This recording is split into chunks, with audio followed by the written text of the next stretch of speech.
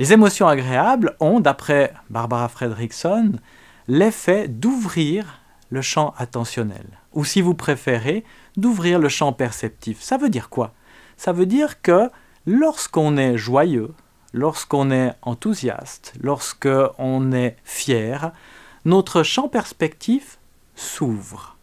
On voit plus de choses. Pour utiliser une expression qui me paraît sympathique, on embrasse plus large.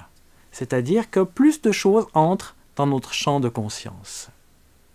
Et ça, c'est bigrement intéressant. Ça nous dit quand même quelque chose sur la pensée positive. Si j'arrive à provoquer des émotions agréables, mon champ attentionnel s'ouvre. C'est une explication de la chance. Il se trouve que d'autres chercheurs, je pense là à Richard Wiseman, ont étudié en détail la chance et on arrive exactement à la même conclusion que celle à laquelle on est en train d'arriver. La chance, c'est une attitude. Ça n'a rien à voir avec de la magie ou de l'ésotérisme. Ça a à voir avec une attitude.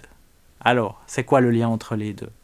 Je me promène, je suis stressé parce que je suis en retard à mon rendez-vous, parce que mon chef va me passer un savon ou parce que ma femme m'a fait une scène la veille.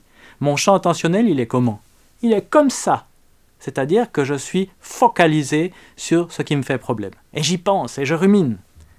Autrement dit, je ne vois pas ce qui est un petit peu à côté. Il se trouve qu'il y a un billet de 10 €. Je ne le vois pas. Pourquoi? Parce que je suis comme ça. Par contre, si je suis détendu, par contre, si je suis dans une émotion plutôt agréable, qu'est-ce qui va se passer? Mon champ attentionnel s'ouvre. Et j'arrive à voir le billet de 10 € qui est par terre. Alors, une étude a été faite à ce propos. Elle a été faite justement par l'équipe de Richard Wiseman. Ça consiste à demander à des personnes de venir dans un laboratoire, autrement dit dans un salon, et puis de regarder des revues, des magazines grand public.